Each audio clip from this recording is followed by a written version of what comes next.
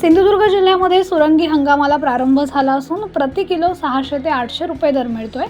बदलत्या हवामानाचा परिणाम सुरंगीच्या झाडावर झाला असून यावर्षी उत्पादन घटलंय असा अंदाज आहे। मागील आठवड्यापासून सुरंगीची फळं फुलं काढणीला सुरुवात झाली आहे। जिल्ह्यातील जवळपास 15 गावांमध्ये सुरंगीची लागवड आहे।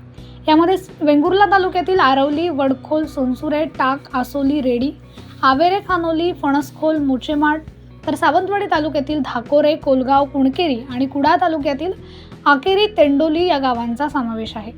सुरंगी हंगामाला संथ गतीने सुरुवात झाली आहे। पुढील आठवड्यात उत्पादन वाढ होण्याचा अंदाज आहे। सध्या सुरंगीच्या कळीला प्रति किलो 600 ते 800 रुपये दर शेतकऱ्यांना मिळतोय, तर फुलांना प्रति किलो 100 रुपये दर मिळतोय। सुरंगीचा हंगाम साधारणपणे महिनाभर चालतो।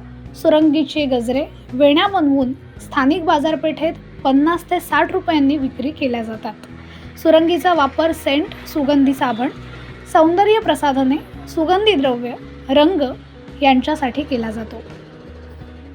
हंगाम यावर्षी कमी आहे। पाऊस लेट पर्यंत उशिरापर्यंत असल्यामुळे यावर्षी थंडी परत हे धुकं बिकं पडल्यामुळे हंगाम थोडासा कमी आहे, बऱ्यापैकी कमी आहे। फेब्रुवारी 15च्या आसपास चालू होतो, तर मार्च 15 पर्यंत टिकतो तो।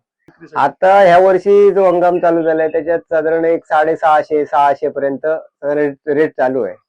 कळी चांगली कळी असली तर एकदम A1 एक नंबर जर माल असला ना तर 800 पर्यंत पण भाव आहे। पण एक नंबर माल मिळत नाही आम्हाला, कारण कसं माहितीये ते उष्णता पडली तर ते फुलून जातात लवकर, एक 4-5 दिवसात। त्याच्यामुळे एक 600 रुपयाचाच मिनिमम आम्हाला रेट मिळतो।